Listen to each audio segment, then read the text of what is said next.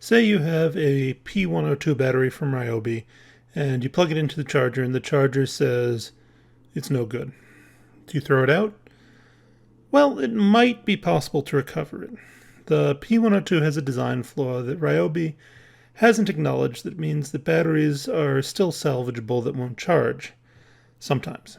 The Ryobi battery is smart and the charger is smart, and sometimes they outsmart each other. A lithium-ion cell discharging too low is bad for it. It can reduce its capacity or cause small shorts or other problems. So if you have a battery connected to a drill and the voltage gets too low, the battery will cut off and stop providing power.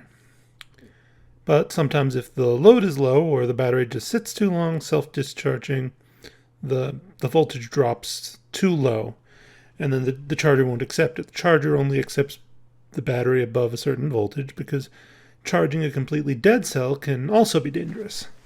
But these aren't completely dead cells.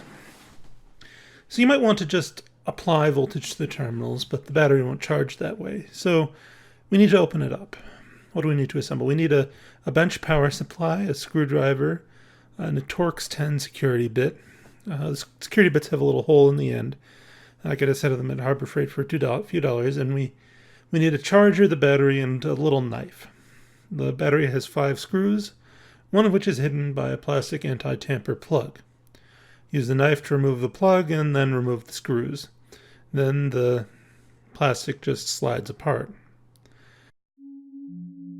So here you can just see that I am in the process of using a small knife to remove the anti-tamper security plug from the battery. It might take a few tries. It's very soft in the center, so if you can get the knife in, you should be able to pull it out. Like that. And this is how you kind of work open the top of the battery. The plastic should slide apart. You might have to wiggle it a bit. You might have to do a little bit of prying, but eventually you should be able to get it.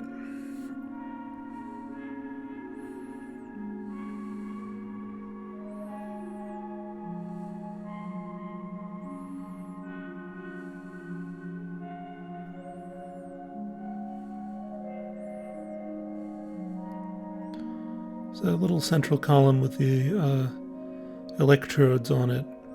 That's sort of only weakly connected to the main circuit board of the battery, so you have to be very careful when removing it that you may even have to press down like that. Very carefully you don't yank it off. This is the negative terminal, and here is the positive. If you want to use the power supply, that lets you set a current limit.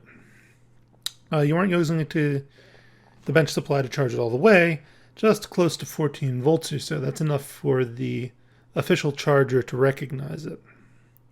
One thing you have to worry about is the current. If you don't limit the current, your power supply might provide 10 amps and then make the battery overheat and explode. A reasonable rule of thumb I've heard is not to go over half of the amp-hour rating of the battery. So 500 milliamp hours is a reasonable limit for these 1.2 or 1.3 amp-hour cells. I've charged a few of these without a big temperature change. The power supply takes care of keeping the battery at a voltage that makes sure that the battery doesn't get charged at more than 500 milliamps.